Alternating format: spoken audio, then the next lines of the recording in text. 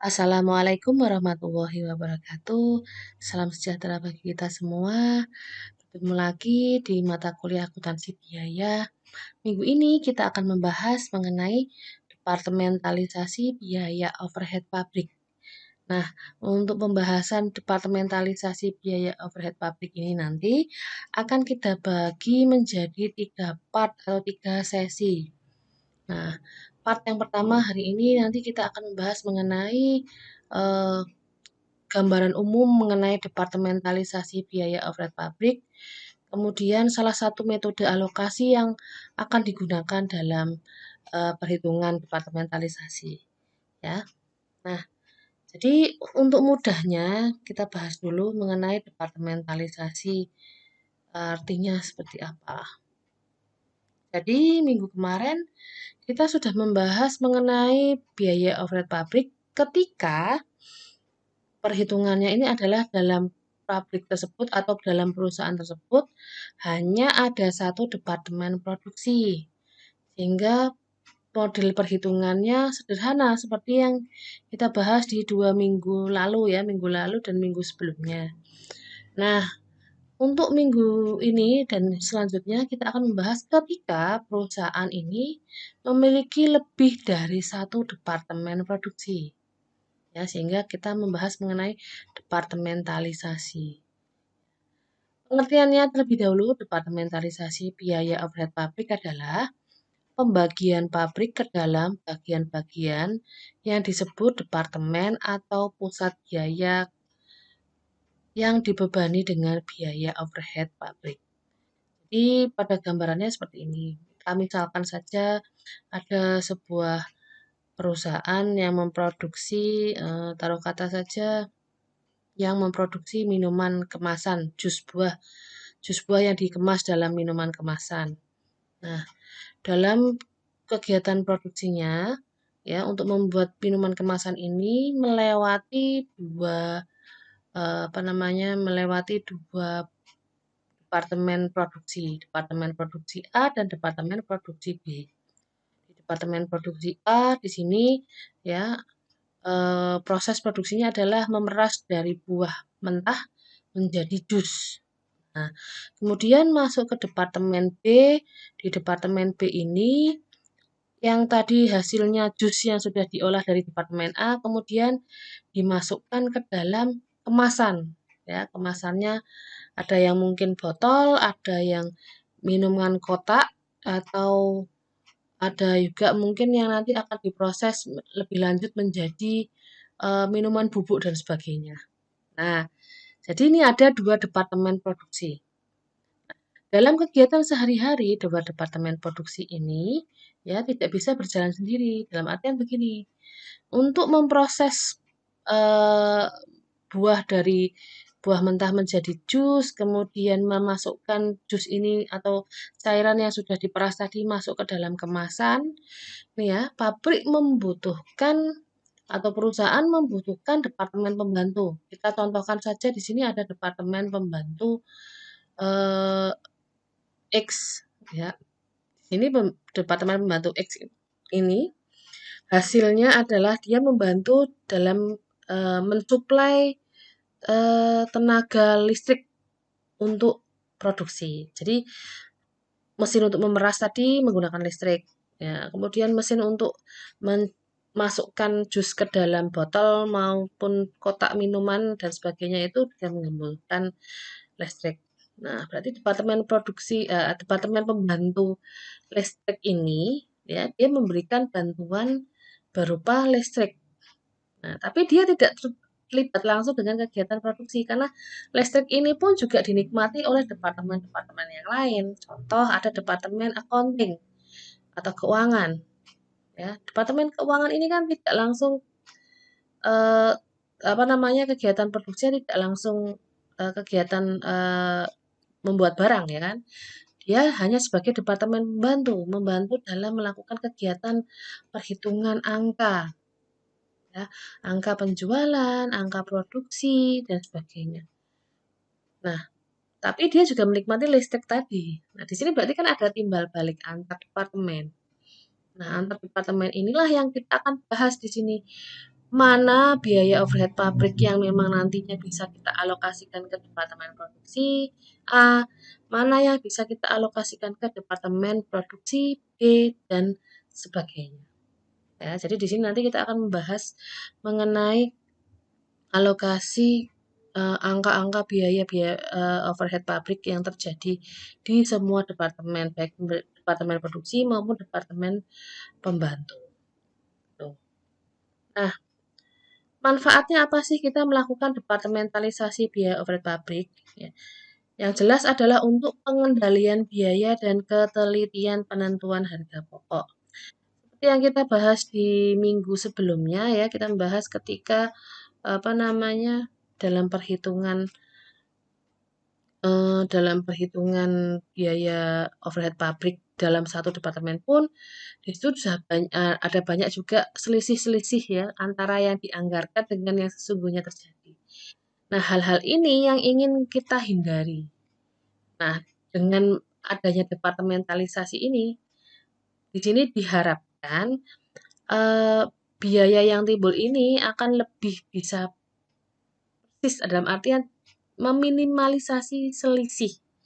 Ya, walaupun pasti nanti tetap pasti akan ada yang namanya selisih biaya overhead pabrik gitu ya. Tapi dengan adanya departementalisasi ini akan mempermudah perhitungannya ya. Jadi itu yang menjadi manfaat dari departementalisasi biaya overhead pabrik. Kemudian selanjutnya untuk langkah-langkah penentuan tarif biaya overhead pabrik per departemen. Nah, dalam langkah-langkah penentuan tarif biaya overhead pabrik per departemen ini, urutan kegiatannya itu sebenarnya sama dengan yang minggu lalu kita bahas ya dalam suatu kegiatan produksi hanya satu departemen. Ya, di sini nanti adalah bedanya adalah di sini kita akan mengalokasikan biaya overhead departemen pembantu ke departemen produksi. Di sini yang bedanya. Ya, jadi yang pertama sama ya penyusunan anggaran biaya overhead pabrik per departemen. Di sini kita menyusun anggaran seperti biasa. Anggaran nanti kita susun terlebih dahulu. Kemudian langkah kedua kita melakukan alokasi biaya overhead departemen pembantu ke departemen produksi. Jadi kira-kira mana nih yang tadi dari departemen pembantu baik departemen listrik, departemen akunting dan sebagainya yang nanti dana biaya yang timbul di situ bisa kita alokasikan ke departemen produksi di sebelah mana. Nah, itu ya. Kemudian ada beberapa metode yang nanti akan kita bahas di pertemuan-pertemuan yang akan datang. Kemudian langkah berikutnya adalah perhitungan tarif pembebanan biaya overhead per departemen. Nah, sekarang kita bahas dulu satu persatu. Yang pertama yaitu penyusunan anggaran biaya overhead pabrik per departemen. Silahkan ya teman-teman mahasiswa sambil dibuka juga buku Mulyadi ya di bab 8. Karena nanti untuk membahas ini akan lebih mudah kalau Anda juga mencocokkan dengan yang ada di buku. Yang pertama, untuk menyusunan anggaran biaya overhead pabrik, kita harus melakukan penaksiran biaya overhead langsung departemen ya atas dasar kapasitas yang direncanakan untuk tahun anggaran. Nah, yang dimaksud dengan biaya overhead pabrik langsung departemen adalah jenis biaya overhead pabrik yang terjadi atau dapat langsung dibebankan kepada departemen tertentu. Contoh ya, silakan dibuka di buku ya, yaitu upah tenaga kerja tidak langsung di departemen cetak merupakan biaya overhead pabrik langsung bagi departemen tersebut. Jadi kita harus pisahkan dulu. Yang pertama adalah biaya overhead langsung yang memang ada di departemen produksi apa saja. Nah, jadi itu yang termasuk biaya overhead langsung departemen. Kemudian yang kedua ya, penaksiran biaya overhead tidak langsung departemen. Nah, sebelum kita bahas mengenai penaksirannya, ya, yang dimaksud dengan biaya overhead pabrik tidak langsung departemen adalah jenis biaya overhead pabrik yang manfaatnya dinikmati oleh lebih dari satu departemen. Jadi seperti contoh tadi ya, saya mencontohkan departemen listrik yang memproduk listrik ya, atau departemen accounting. Nah, biaya overhead pabrik yang timbul dari dua departemen tersebut ya, termasuk sebagai biaya overhead tidak langsung departemen. Karena tidak langsung terjadi dalam departemen produksi. Terjadinya di luar departemen produksi ya. Jadi itu yang termasuk sebagai biaya overhead tidak langsung departemen. Nah, untuk penaksirannya ini seperti bagaimana? Nah, ya, untuk dasar-dasarnya, dasar distribusinya bisa dilihat di tabel yang ada di halaman 226. Ya. Untuk biaya tidak langsung biaya depresiasi gedung pada dasar distribusinya meter persegi luas lantai. Biaya reparasi dan pemeliharaan gedung dasar distribusinya adalah meter persegi luas lantai dan seterusnya. Silahkan Anda baca dan Anda pelajari lagi, gitu ya. Kemudian langkah ketiga adalah distribusi biaya overhead tidak langsung departemen ke departemen-departemen yang menikmati manfaatnya. Ya, jadi di sini eh, tadi yang tidak langsung dari departemen yang lain ya kita distribusikan. Ya. Kemudian yang keempat yaitu menjumlahkan biaya overhead pabrik per departemen, baik biaya overhead langsung maupun tidak langsung departemen untuk mendapatkan anggaran biaya overhead pabrik per departemen. Nah, ini adalah langkah pertama dari eh, penentuan tarif biaya overhead pabrik per departemen ya kalau dengan menggunakan departementalisasi. Nah, langkah selanjutnya adalah alokasi biaya overhead pabrik departemen pembantu ke departemen produksi.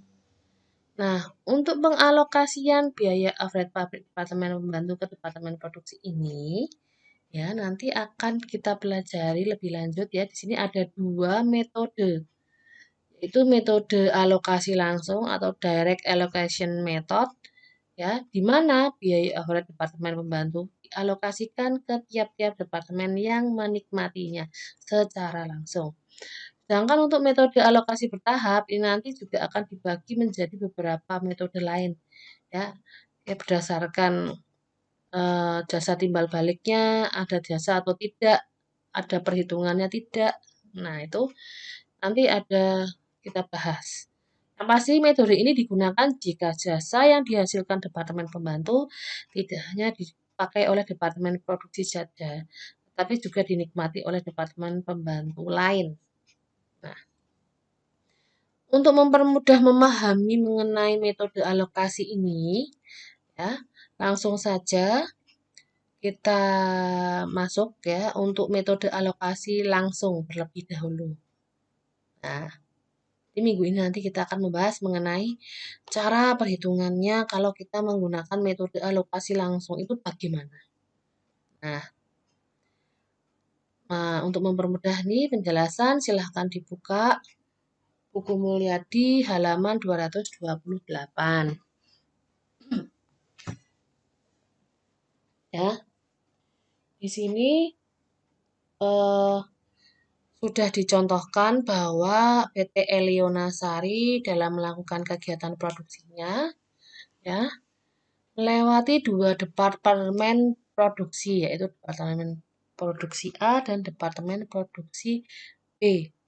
Nah, kemudian selain itu juga ada departemen pembantu yang membantu dalam proses produksi yaitu departemen X, Y, dan Z. Nah, ini adalah pembuatan anggaran biaya overhead pabrik per departemen. Ya. Nah, yang pertama ada jenis biaya overhead pabrik. Kita harus memisahkan menjadi dua dua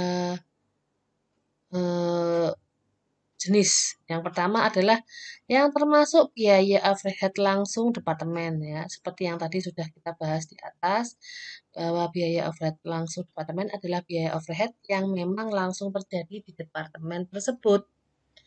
Ya, di sini ada biaya bahan penolong, biaya bahan bakar, biaya tenaga kerja tidak langsung, biaya kesejahteraan karyawan, dan biaya reparasi dan pemeliharaan mesin. Jumlahnya masing-masing nih ya sudah ditentukan di sini. Kemudian dialokasikan ke departemen B, C, A, B, X, Y, Z. Ya. Nah, selain itu juga ada biaya overhead tidak langsung departemen. Biaya overhead tidak langsung departemen di sini terdiri dari ada dua ya, biaya depresiasi gedung dan biaya asuransi gedung. Ya, dengan jumlah 400 dan 500 masing-masing. Nah, kemudian dari angka ini didistribusikan ke departemen A, B, X, Y, dan Z. Nah, untuk pendistribusian ini bagaimana kok bisa didistribusikan dengan angka ini? Nah, ya. Dasarnya adalah dasar distribusi biaya overhead tidak langsung departemen. Sebenarnya tidak hanya untuk biaya overhead tidak langsung ya, tapi juga bisa digunakan untuk penaksiran biaya overhead langsung. Nah, jadi di sini untuk dasar distribusinya menggunakan luas lantai. Ya. Kenapa di sini kok menggunakan luas lantai? Karena dasarnya di sini adalah biaya overhead tidak langsung departemen. Di sini adalah gedung. Nah, maka untuk kalau silakan nanti dibaca di tabel yang halaman 226 mengenai biaya tidak langsung departemen ya untuk dasar distribusinya. Kalau di sini yang dipakai adalah biaya depresiasi gedung ya atau asuransi gedung, maka dasar distribusinya adalah meter persegi ruangan. Nah, kebetulan untuk departemen A dia membutuhkan luasnya 2000, departemen B 2400, departemen X 1520, departemen Y 800 dan departemen Z 1280. Total adalah 8000 meter persegi. Nah, maka untuk dasar distribusinya caranya perhitungannya adalah proporsi luas lantai yaitu B dibagi total jumlah B kali 100%. Jadi, departemen A 25% dari mana? 2000 dibagi 8000 kali 100%. Ya, 25%. Departemen B 2400 dibagi 8000 kali 100%. Hasilnya 30%. Nah, ini untuk memudahkan saja saya ketikkan ya. Jadi untuk yang departemen A itu adalah 2000 dibagi 8000 dalam kurung ya. Nanti silakan Anda juga cek, dihitung dengan menggunakan kalkulator dikali 100%.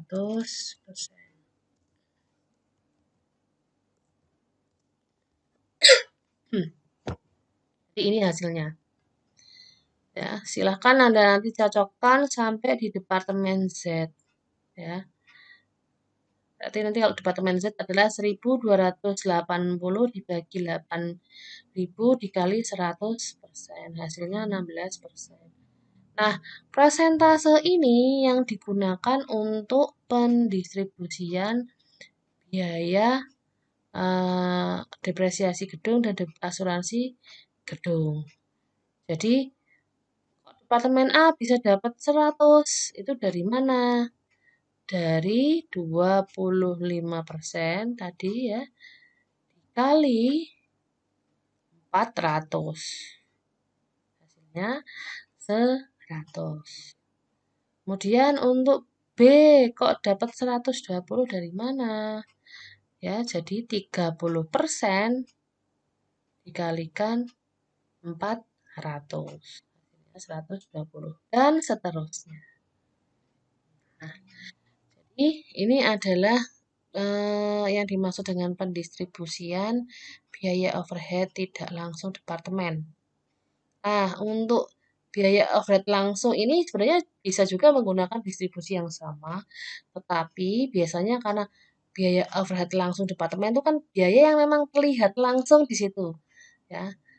Kelihatan bahwa oh memang departemen A pakai bahan penolong sekian, departemen B pakai bahan penolong sekian. Jadi ini memang sudah terlihat langsung, kelihatan angkanya. Kalau depresiasi gedung ini kan tidak terlihat. Jadi misal nih ya contoh satu gedung itu ada beberapa ruangan. Ruangan A adalah departemen A, ruangan B adalah departemen B, ruangan C departemen pembantu X, dan seterusnya. Jadi di situ kan sulit untuk menghitung depresiasi gedungnya, maka menggunakan distribusi. Ya, oke. Nah, setelah tahu angkanya, ya di sini total jumlah biaya overhead pabrik ini adalah hasil penjumlahan dari jumlah biaya overhead langsung departemen dan ditambah dengan jumlah biaya overhead tidak langsung. Ya, totalnya 7.380 atau 7.380.000 rupiah. Karena ini adalah perhitungannya angkanya dengan menggunakan dalam ribuan rupiah. Ya. Nah, angka ini juga hasil dari penjumlahan jumlah biaya overhead langsung departemen ditambah jumlah overhead tidak langsung departemen. Oke, jadi ini adalah anggarannya. Cara membuat anggarannya tadi seperti itu tadi ya, dengan menggunakan distribusi, dasar distribusi. Oke, nah selanjutnya eh, ada data mengenai taksiran pemakaian jasa departemen pembantu oleh departemen produksi. Jadi taksiran ini ya memang sudah ditaksirkan di awal bahwa dalam kegiatannya nanti ya Departemen A menggunakan jasa dari Departemen Z, Departemen Pembantu Z sebanyak 75% dan Departemen B 25%. Nah, di sini silahkan Anda cocokkan dengan yang di buku ya. Di buku itu ada salah apa namanya? Ada salah cetak ya. Bahwa yang pertama di sini adalah data untuk Departemen Pembantu Z. Kemudian untuk Departemen Pembantu Y ya, taksiran jasa Departemen Pembantu Y yang digunakan di Departemen A adalah 45% dan yang dipakai di Departemen B 55%. Kemudian jasa yang digunakan dari Departemen X ya, di Departemen A ini ada 60% dan di Departemen B 40%. Taksiran prosentase taksiran ini nanti akan kita gunakan untuk apa? Untuk melakukan perhitungan alokasinya. Nah, caranya bagaimana? Karena di sini kita menggunakan metode alokasi langsung, ya. Jadi langsung saja caranya seperti ini. Nah, ini tabel ini juga sudah ada ditampilkan di buku ya halaman 229. Nah, ini di sini akan saya jelaskan cara perhitungannya bagaimana, langkah-langkah urutannya seperti apa. Jadi yang pertama ya dalam apa namanya tabel perhitungan ini yang kita persiapkan kita harus isi dulu judul ya PT Eliona ya ini bukan Aliona ya Eliona Sari alokasi biaya overhead pabrik Departemen Pembantu ke Departemen Produksi. Nah, di sini keterangannya adalah keterangan untuk lokasi alokasi apa saja yang nanti akan kita hitung. Kemudian kita buat tabel untuk Departemen Produksi dan Departemen Pembantu. Yang pertama itu adalah yang kita masukkan angka adalah jumlah biaya overhead pabrik. Mohon maaf ya, di sini saya singkat untuk mempercepat saja. Jumlah biaya overhead pabrik ini datanya kita dapat dari mana? Dari anggaran. Nah, jumlah biaya overhead pabrik. Nah, di sini ya. Tapi kita di sini kan menghitungnya hanya yang per departemen. Jadi angka yang kita masukkan total biaya overhead pabrik departemen A 2.175 atau 2.175 ribu rupiah. Nah, jadi di sini. Kemudian departemen B 2.620. Nah, benar ya. Departemen pembantu X 771. Kita cocokkan. 771. Departemen pembantu Y 1445.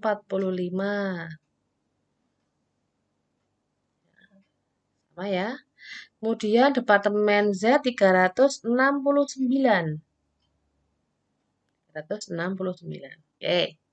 Jadi sudah benar semua. Nah, kalau dengan menggunakan metode alokasi langsung, dianggap bahwa semua biaya-biaya yang timbul di departemen pembantu di sini langsung kita setorkan atau kita alokasikan atau kita bebankan ke departemen produksi A dan departemen produksi B.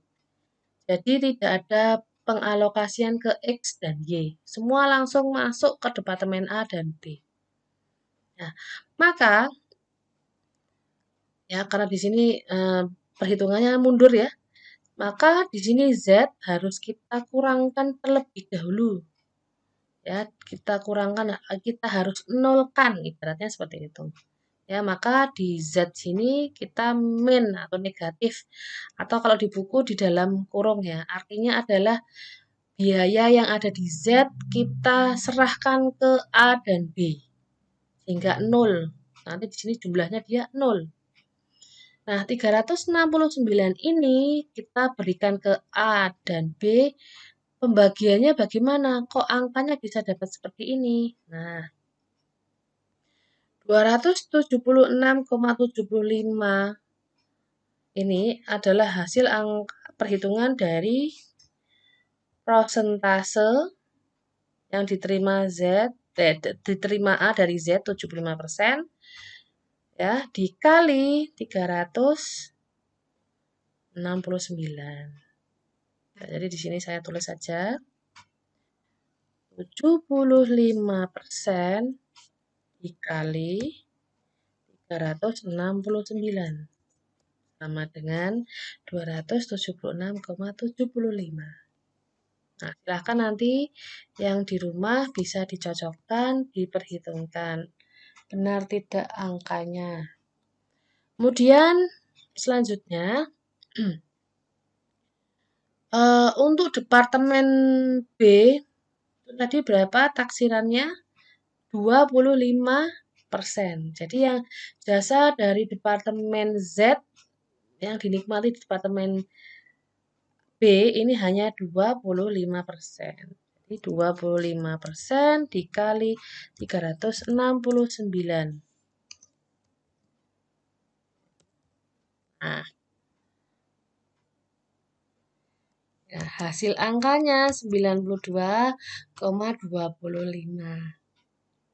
Ya, silakan yang di rumah nanti silakan dicocokkan angkanya benar tidaknya. Nah, kemudian berarti ini sudah ya, berarti Z ini dianggap semuanya sudah kita alokasikan atau kita serahkan ke A dan B. Sehingga nanti Z jadinya 0. Sudah habis. Langsung kita lanjut ke Y. Y di sini total biaya overhead pabriknya adalah 1.445. Nah, dianggap karena kita menggunakan metode alokasi langsung, dianggap bahwa semua biaya yang timbul di departemen Y langsung kita serahkan semua ke departemen A dan B. Sehingga langsung harus kita nolkan ya dengan dikurangi 1445. Kalau di sini saya menulisnya minus, di buku di dalam kurung. Tapi artinya adalah di sini adalah apa? Semua biaya yang ada di Y sudah dinolkan, maka harus dikurangi sesuai dengan jumlah. Nah, kemudian angka yang diterima di A dan B ini dasarnya dari mana? Ya, seperti yang dari Departemen Z tadi ya, berdasarkan persentase taksiran. Nah, Departemen A menerima 45%, Departemen B menerima 55%. Jadi, untuk Departemen A tadi 55%. 55% kali 1445. Betul ya? Mohon maaf, salah. Itu balik saya. Ini bukan 55% tapi 45%. Sedangkan untuk yang Departemen B berarti 55% dikali 1445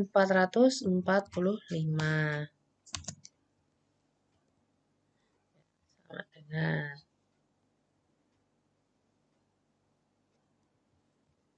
silahkan nanti juga sambil dicek benar tidak angkanya. Oke. Nah, lanjut Departemen X. Departemen X ini ada biaya overhead pabrik ya total 771. Dianggap kita alokasikan, kita serahkan ke Departemen A dan Departemen B. Sehingga harus kita nolkan. Dikurangi ya, sehingga jadi ini jumlahnya jadi 0. Nah, maka hasil angkanya di sini juga berdasarkan apa? Berdasarkan taksiran tadi. Yang A 60%, yang B 40%. Ya, di sini yang di A 60% kali 771. Nah, angkanya 462,60.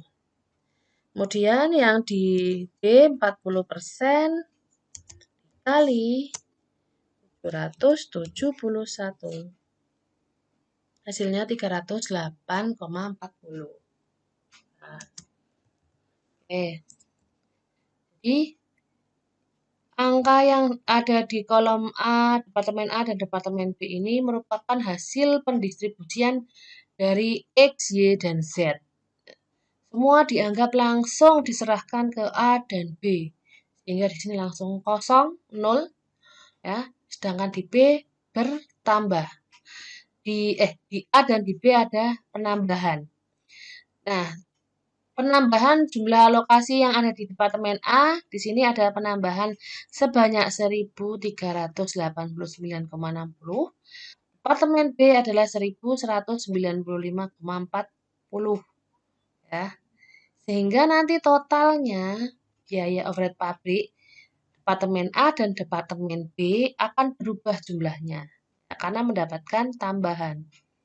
Ya, sehingga Departemen A ini totalnya jadi 3.564,60 dan Departemen B 3.815,40.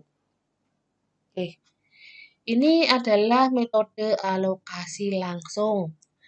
Nah, ya di mana dianggap bahwa biaya-biaya yang timbul di Departemen Pembantu X, Y, dan Z ini langsung kita serahkan ke Departemen Produksi.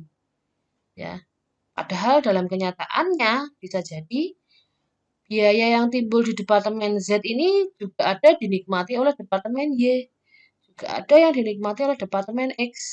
Nah, begitu halnya juga dari Departemen Y, ada yang dinikmati oleh Departemen X, ada yang dinikmati Departemen Z, dan seterusnya. Nah, bagaimana cara perhitungannya? Nah, kita lanjutkan di pertemuan di minggu yang akan datang. Lanjut ke part 2 ya.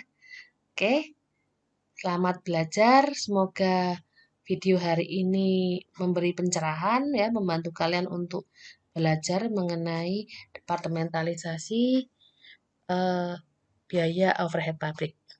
Sampai jumpa di minggu yang akan datang. Assalamualaikum warahmatullahi wabarakatuh.